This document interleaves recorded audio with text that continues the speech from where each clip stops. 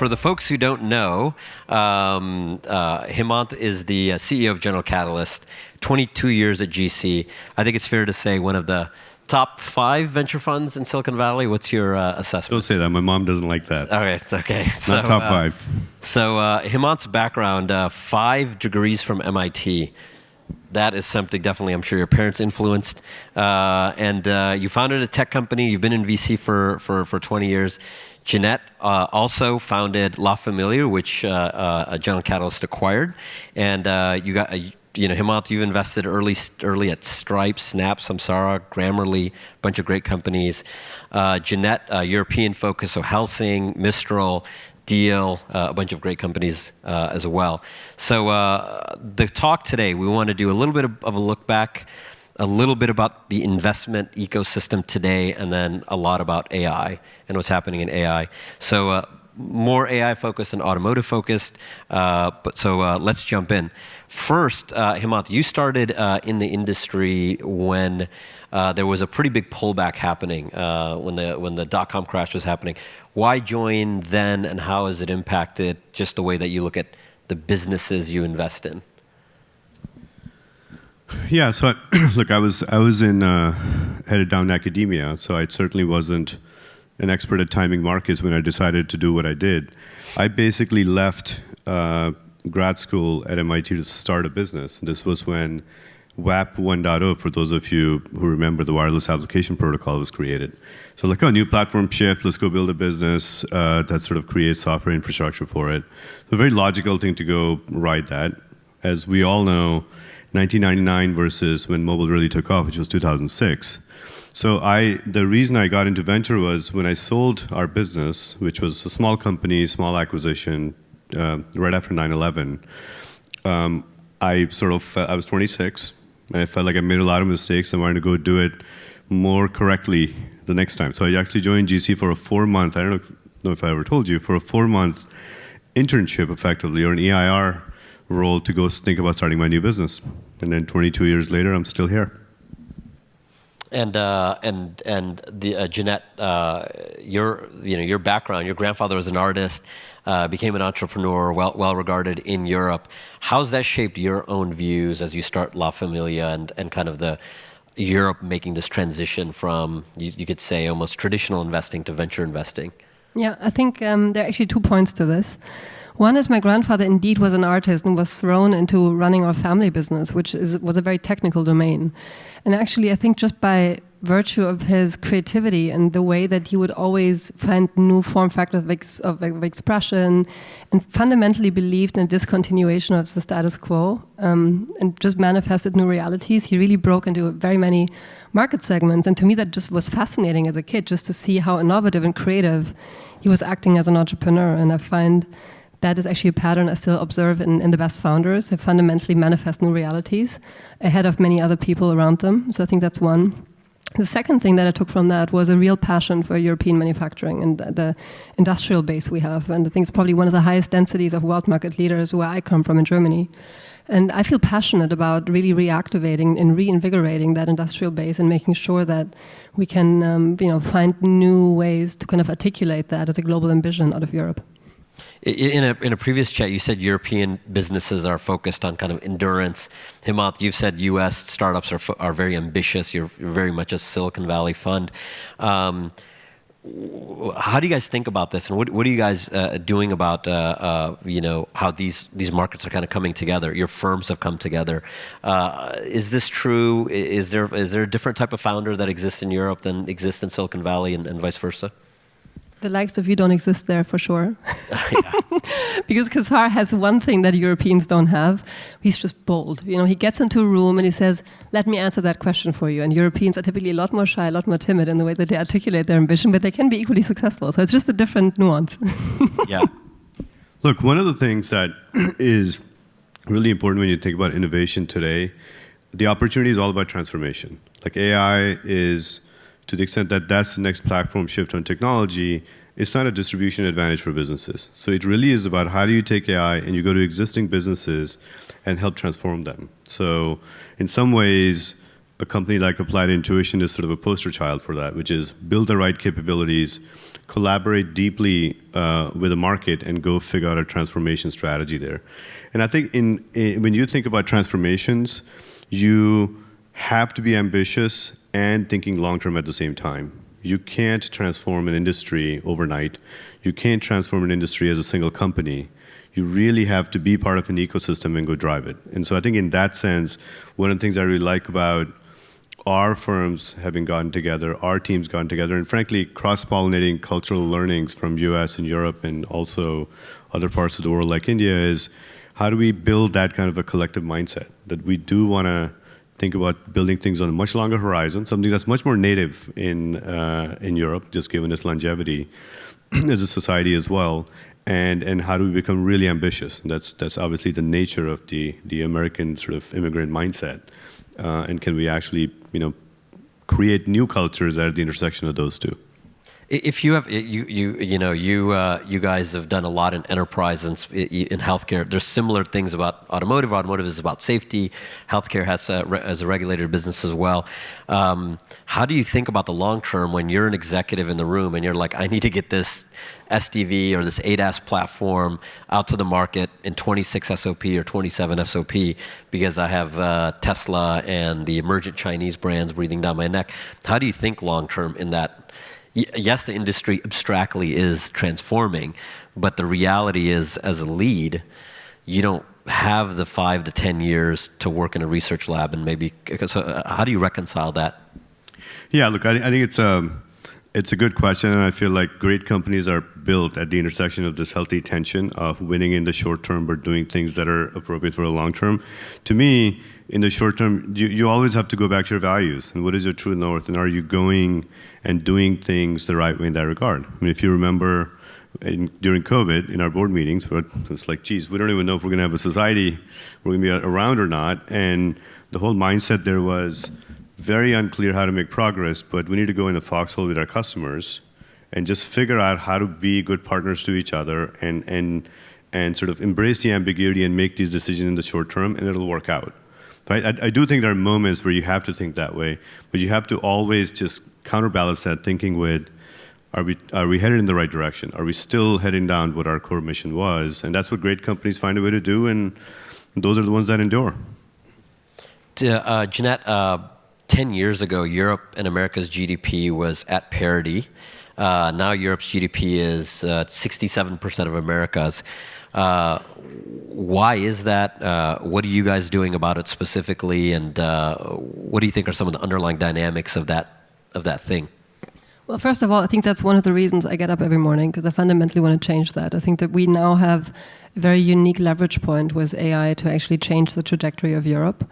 And if you think about the US market cap, a large portion of that is driven, if not the largest portion of that is driven by technology businesses, right? And I think from a European standpoint, we haven't been good at embracing prior technology waves, mobile, cloud, or the internet, quite frankly. I think all of these waves were kind of harder to scale in Europe just because of the fragmentation of the market and different languages, and just the technology stack wasn't there to really give you the boost and the scale and quite frankly, the market that the US offered. But I think with AI, we're actually now at a moment in time where that can change, because we fundamentally have a lot of vertical strength that can be amplified through AI. So that's kind of a large part of our thesis right now, is applied AI and making sure we use its potential to truly activate some of the world market leaders we have in Europe, who could, 2 to 3x their market cap over the next 5 to 6 years. So these are both established industry companies, but also new ones like Helsing, which you mentioned earlier, which is a vertical AI platform in defense. And as you all know, we are pretty challenged in our continent right now when it comes to a defense perspective. And probably for the first time ever in the history of the defense industry in Europe, there's a real fundamental shift in market share that's going on, right? So we are seeing new entrants like Helsing who are, significantly capturing part of that market share and are really kind of reshaping and recreating that industry for the better. So I think that's probably the most important lever we have, and I think it's an important one, because unless we really address that, we will lose out on our sovereignty. And I think what I always like to say is, we need to retain our seat at the table. We cannot be on the menu, but we have to be able to make decisions and weigh these accordingly. And that's really driven by technology, to your point. I think that's one of the biggest tasks we have. So so that's a little bit of the past. Let's look forward a little bit. Hemant, you guys just did a huge, I think your largest investment in India ever. What do you think? How do you think the investment ecosystem is going to change? And are we going to have, India is different from Europe. Are we going to have Silicon Valley-like centers around the globe?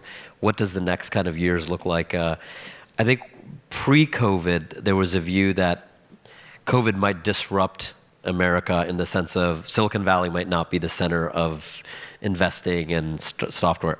I think in 2024, I think we're all on the same page. Silicon Valley still is the dominant place where great companies are being founded. I mean, you look at all the big AI companies, a lot of them are started right here. So how are you looking forward, not only in India, but kind of globally in terms of these epicenters of talent? So our macro view is something that we call global resilience. And the belief is that if you think about a lot of the changes we've gone through over the last 4 or 5 years, the pandemic, the wars, the energy crises, all of it points towards, and also the polarization, just in terms of social media and politics all over the world, all of it points towards nations really focusing on building resilience in key industries. That obviously includes healthcare, manufacturing, defense, energy, financial services. And with the arrival of the AI boom, with the language model innovations, all that is actually possible in a much more accelerated time frame. So in some ways, we think a lot about our investment strategy as, well, how does that transformation of those industries going to happen? Now, Silicon Valley investing, a lot of it has been about software tools. We build tools, and we use those tools to empower businesses in these different industries to do their thing. That's sort of a large part of what Silicon Valley used to be. If you think about what happened with AI, the most valuable tool, arguably, use case of AI was in code generation.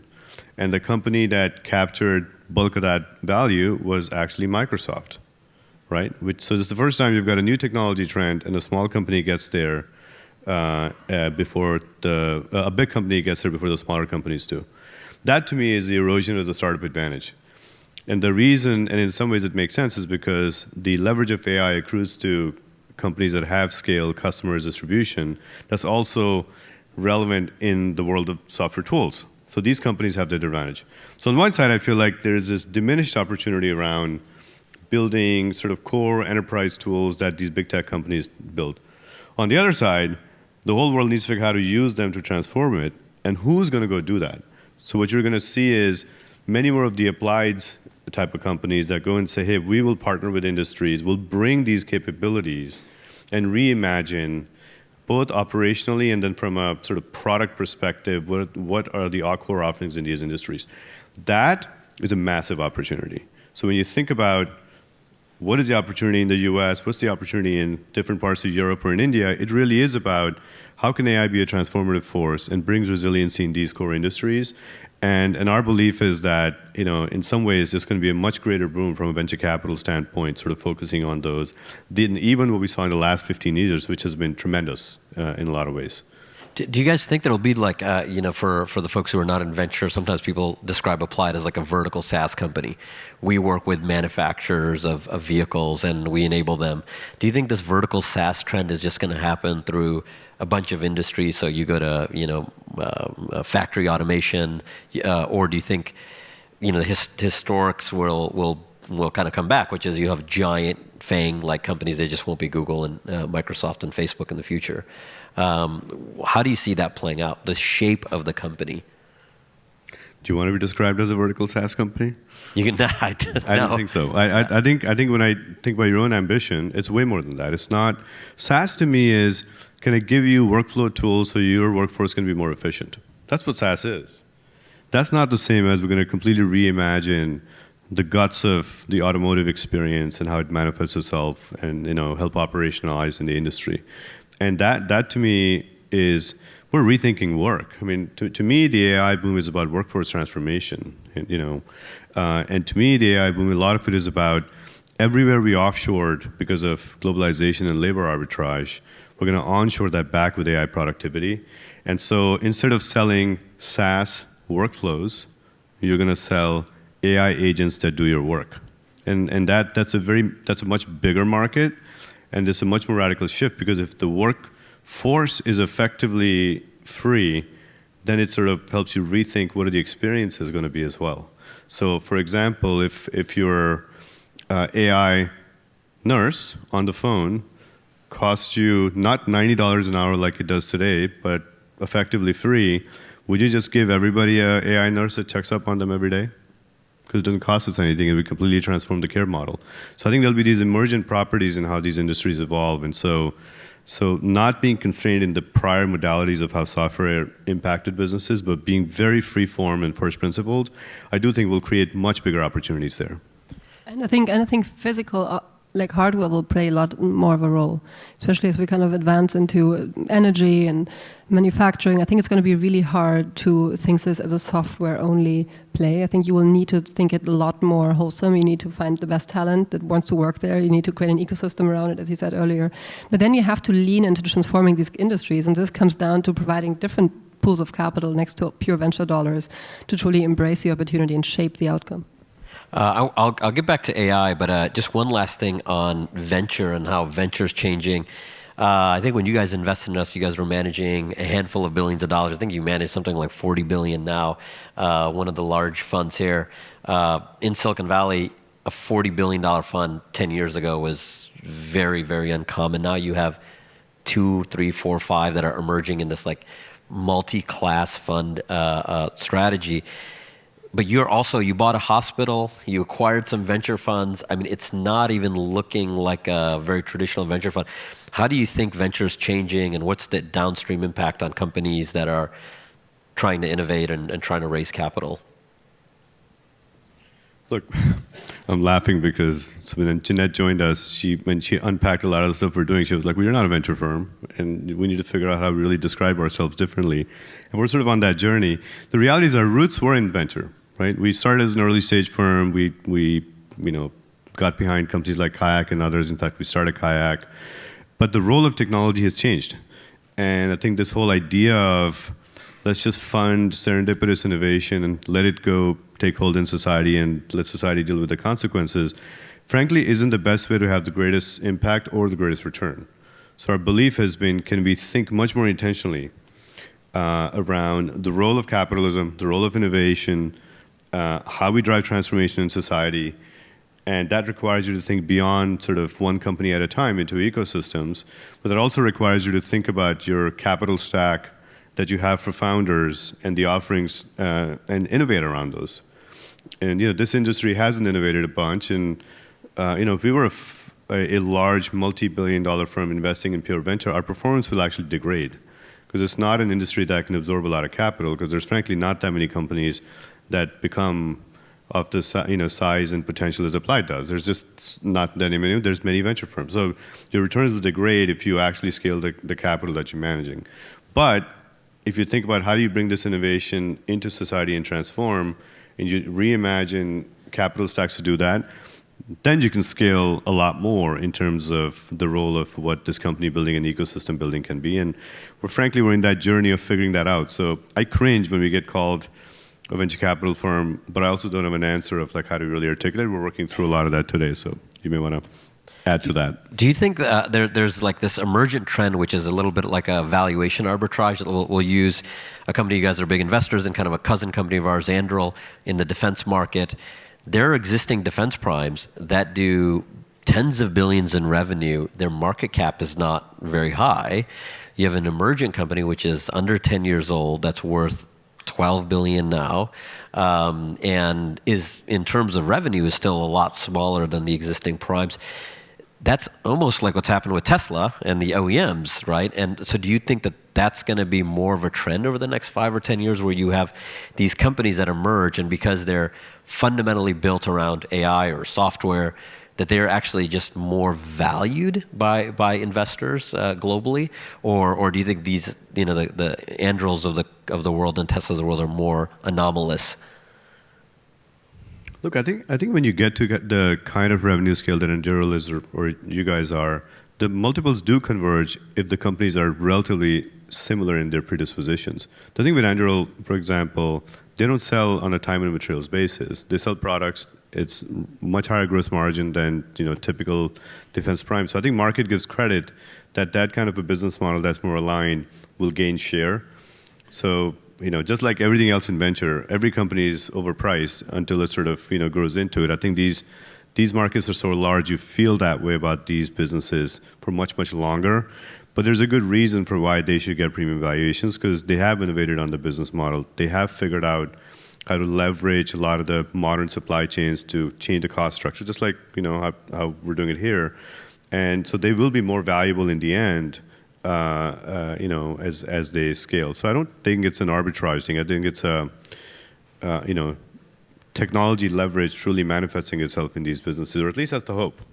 And you want to see that as they scale, are they able to really demonstrate that there still can be high margin businesses even at far greater scale than today.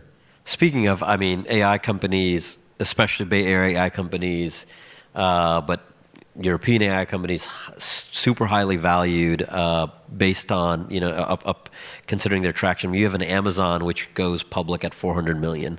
Valuation. There are companies that their first round of investing is 100 on 400 pre. How do you guys think about those across these different global regions in terms of, if you're raising hundreds of millions of dollars, what is the actual terminal value of that company? And as investors writing those checks, how do you think about that? Yeah, look, I think when a company is starting, any valuation you give it is completely arbitrary, right? Because there's no financials. When it's very young, yeah. It's a matter of belief of what do you think these companies can get to. And the good news is that, at least in the US, you have so many case studies now of how good founders have sort of navigated that ambiguity and gotten to those valuations that people will pay ahead because there's excess capital trying to invest. You may want to comment on Europe. Maybe there's not as many examples there, so it's a little bit more rational, but even there, I feel like the last few things we've done are just as crazily priced there as they are in the US. India is behaving that way now. India didn't used to behave that way, but if you look at the slew of IPOs they've had over the last 3-4 years, now they believe the same thing. It's a big market. It's a growing economy. Why shouldn't we get, few $100 million pre-money valuation just when we're starting? And we're dealing with one right now there where we're trying to have a rational conversation about pricing, and it's all about the irrational exuberance about what the potential of that market is. So I think the more success entrepreneurs create, the more capital flows in, and the more relaxed the investors have to become to be competitive to back the next generation of good founders. It's sort of That's a dynamic. the term founders should use in the audience. Get the investors to be relaxed about the pricing. How do you think pricing is going to change in Europe here in the next 5 to 10 years? Are we going to see the same prices that you see in the Valley? Well, I think traditionally Europe has priced a lot lower. It's typically 3x less on average. My sense is that large outcomes need large ambitions, and that typically need like a quicker jumpstart. So if you think of a company like Mistral, which is probably one of the most promising AI companies out of Europe right now, with a global ambition, in order to compete and hold up against the likes of OpenAI and Anthropic, you need to give them the funding to kind of get there. So I think that's probably a capital requirement that comes with the sector first and foremost. Hopefully that's not a fire alarm. I think the second that comes with that, though, is the whole idea of how do we then really activate that to extract value. So I think the way we think about a business like Mistral is not that, hey, we give them money and let them run with it, but we kind of actively go and work with them and thinking through where can that sustained advantages that they have, which comes down to open source, which comes down to their whole kind of the weights that they kind of really offer up to customers to kind of deploy and get visibility on. So I think that whole premise is something that really resonates, especially with the European ecosystem. So how can we use that platform and really shape the whole ecosystem? Financial industry is a really interesting customer. The government is a really interesting customer. Health is an interesting customer. How can we use that to shape value beyond the pure investment itself? And so I think that's probably the route we are taking in shaping that new and upcoming sector. You recently were talking to both the French and the German presidents about AI and kind of the implications. What were those convos about, and how is leadership at the kind of political level in Europe thinking about AI? America has obviously a very different view on regulations. So thoughts there? Well, I think regulation is an interesting one, right? I think when OpenAI stepped forward with GPT, there was obviously the moment of fear, right? And you have to kind of put yourself in the shoes of policymakers.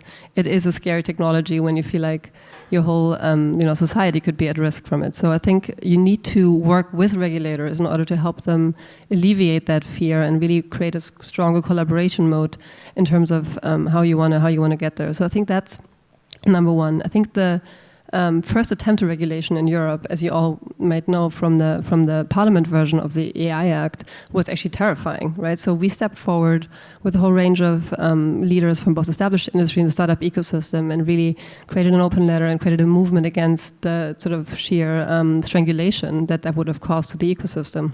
And I think the version we currently have is probably not great, but it's also not deadly. Now, the question becomes, like, we've set regulation, but how do we articulate ambition? I think that's actually the more important question, is we've slept on prior technology waves. What does it take to truly articulate a global ambition for what Europe could look like in 2040? And I feel like just making sure that thinking gets distilled from, both, the leaders of heads of our countries, namely in that case Macron and our German President Steinmeier, but then also making sure that they really listen to and tune into the needs of the folks that need to use it. Let's say Siemens, they need to use these models. They need to be able to use their data in order to train these models. So what are the exemptions we need to think through from a, let's say, AI Act implementation and norms and guidelines perspective now to not block that from happening? So I think that's something we are spending a ton of time thinking about. And I think that is hopefully going to lead to a championship initiative in AI in Europe where we can, maybe step ahead and close the productivity gap you mentioned earlier. Last question here. A lot of enterprise leaders, automotive and trucking leaders in the audience. How do you stay on top of all the changes happening in AI? Like, how do you just stay educated? That you I'm sure you're all busy. What's that way? At Applied, we're in the business, we have researchers, we have professors who work, and so that's the way we're staying on the cutting edge of a very specific subfield, but you guys are talking at, a dozen different markets, maybe 24 different markets. What are your personal suggestions for senior executives to stay on top of what's going on? Until you said the last statement, I was going to say, we've been busy building companies. We built a language model company in healthcare. We've got a customer experience one around sort of fully automated AI marketing. But I'm not going to suggest you all leave your companies because you're doing business with Qasar and he'll be mad. But I would say, I think in terms of broadly learning, my biggest advice is the truth isn't only in the minds of the scientists who are out there developing the language models or the regulators. I think the way AI is going to shape work and our role, and the way its role in society is going to get figured out, it needs much more diversity of thought. You need to be thinking about humanity much more deeply. I think the answer lies in thinking through philosophy. The answer lies in thinking through the role of technology in society, the role of work. How do we get purpose? So many things matter, and we can kind of fumble our way through it and break a bunch of things and eventually settle down into a good status. So we can be intentional about it. And I do think, sort of, trying to imagine a world where you have this second, perhaps not sentient form of intelligence that coexists with us in our day-to-day work. There'll be AI bots working with us and in other parts of sort of how we interact with each other in society, and what should that relationship look like? I think we need to work backwards from what is the world we're creating. And so think more broadly than just how do I stay on top of the technology or the regulation. I think this is a more multi-threaded topic for us to be discussing.